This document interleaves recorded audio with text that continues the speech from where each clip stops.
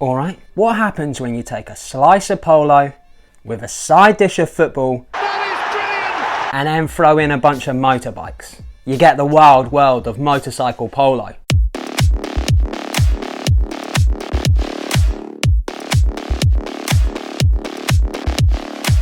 Otherwise known as Motoball. A fast-paced sport of skill, concentration and, as you'll see, considerably more dash than, say, tiddlywinks. Were you expecting Messi on a moped? All the riders in this video are professionals, games are held under strict regulations, do not attempt this yourself. So how on earth has a turbo version of football polo come about? I wouldn't blame you if you thought it was a more modern invention, dreamt up by football fans like bored between the seasons and had watched way too much Biker Mice from Mars. Biker Mice from Mars. This is living. But it's actually a little bit older than that and has a few claims to the origin. Some believe it was the idea of dispatch riders during World War I. You a fan of footy, yeah? Yeah, of course man, absolutely love it. The running part's a bit boring though, eh? Yeah, I could live without that bit like. Motorcycle instead. Oh yeah man, that sounds spotty dog. Yeah! And on their return home they continue to play using the ample supply of ex-War Department bikes.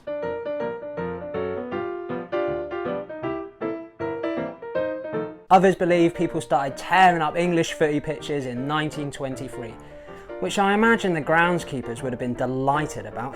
You want to do what on that footy pitch? I'm not sure about that. Pretty handy though if you fancy doing a couple of donuts on your way through though. They'd never know it was you. It moved on from being a gathering of motorcycle lunatics and turned into an officially organised sport in the mid-1930s. The French claim it was them, starting with the Sochaux Club, and the English lot claim it was the good old Worcester Motorball Club in 1934 who actually made it official. Either way, it was a hit, as you'd imagine adding a motorcycle to football would be. Probably should have considered it to liven up a little bit of cricket, or having them in tennis. People would have been choking on their strawberries and cream once the engine started revving up at Wimbledon. Rafa Nadal burning about doing wheelies, all the boys skidding all over the place. Again though, the groundsman might have wanted to have a word with a few people about it. Have you seen the mess Murray's left on that centre court again? Get off that bike McEnroe, you're too old! The action-packed game grew across Europe, hitting a peak in the mid-century, by which point it had even reached as far as North Africa. Dancing forward to the 80s, it was a great year for big hair, outrageous fashion and motoball. Ted Turner fancied a little bit of it and had it in the inaugural Goodwill Games, an international sports competition created in reaction to the political troubles surrounding the Olympic Games during the 80s. We'll be introducing you to a new sport, Motoball.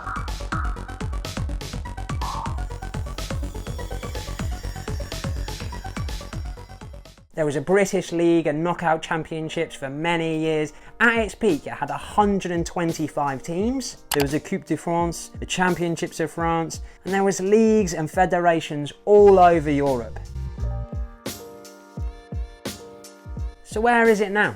Although participation wilted in the 90s, especially for the English and for the French, the game still continues today, and the main countries in the championship are Russia, the Netherlands, Germany, France, Ukraine, Lithuania, Belarus and good old England, with the biggest international comp being the European Cup.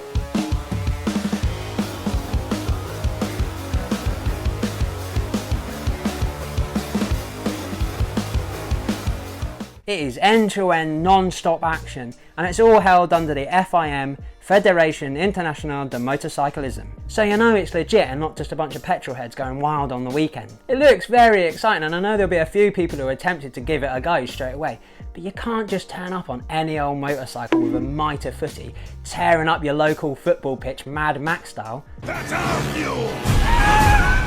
There are rules and regulations. There's been variations over the years as the game has developed and between different federations, but generally these days it's 5-a-side, 4 players on motorbikes, 1 goalie on foot, 2 mechanics, 1 manager, 4 periods of 20 minutes, with a 10-minute break at half-time for oranges.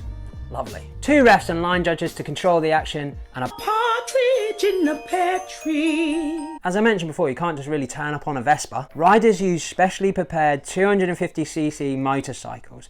They have smaller wheels and ball guards to prevent them running over the ball and instead allows them to push the ball, which is another part of the rules. You can't just be like clutching the ball against the bike and carrying it around. You've got to be pushing it.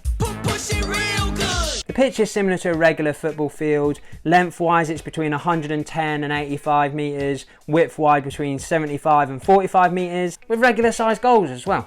Back in the day, it seems they used to just jump on any old grass football pitch, occasionally using gravel. Nowadays, it seems to be more tartan surfaces or artificial pitches when it's agreed. Motorcycles must be provided with a silencer.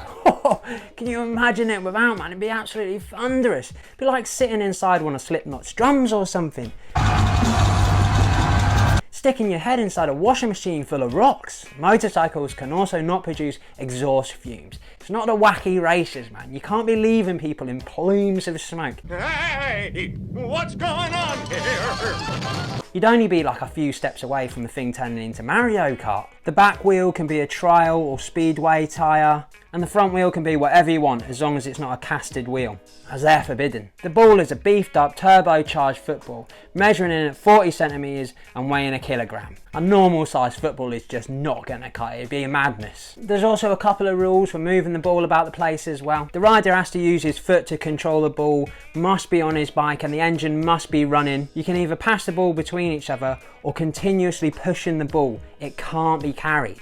You can also hit the ball with your head or the body, not your arms obviously, and any part of the motorcycle. And just like football, the aim is to score more goals than the other team.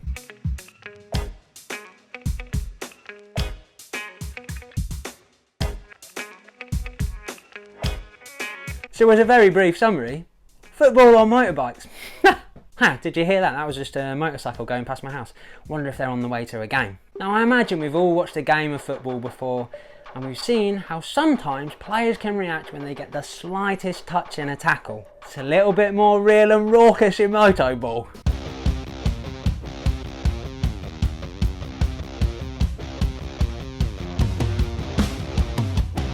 It can get quite hairy and people can take some serious knocks. But they haven't just thrown caution to the winds, and this is why they've made safety a paramount. You can't just go head on crashing into the person with the ball. You also can't cut across in front of them or any other roughhousery, as you'll get penalised for it. Generally, if you're trying to take the ball off somebody, you need to be side by side with them. There's a semicircle around the goalie which bikes can't enter into to protect the goalie. They must spend the whole game feeling like they've stepped into oncoming traffic. You are made of different stuff if you want to be a goalie in Motoball. You fancy a go in goal? Only if we can simulate the idea of football in traffic. Yeah, that's what I'm into.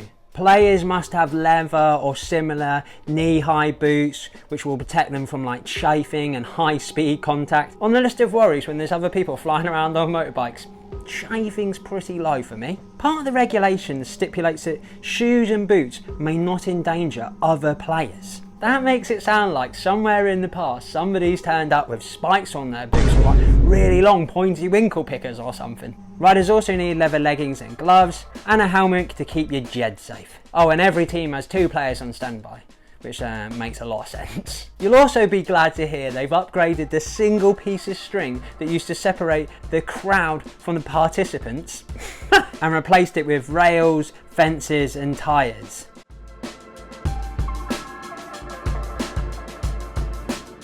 Back in the day, you could have ended up leaving with a skid mark on your face, but that actually didn't stop the crowds going to watch it though. Maybe that was part of the appeal. I've been run over again. Good game, was it? It may have started with dispatch riders in World War I, but these days it tends to be ex-motocross and enduro riders. The games are fast-paced, thrilling, full of skill and a real spectacle.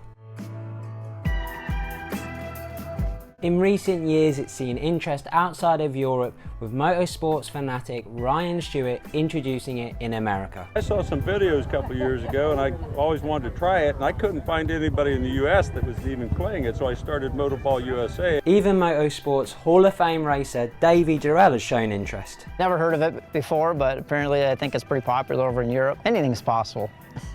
Honestly, it's turbo and definitely the fastest version of football around. So if you're ever bored of running around but you still want to continue to play football and you're a little bit handy with a motorcycle, this might be the one for you. Nice one to my Patreons, really appreciate all your support that you give me. If you enjoyed that, here's another video you can watch. Cheers for all the support, like, comment, subscribe, all that kind of good stuff, and I'll See you again soon. Spotty dog.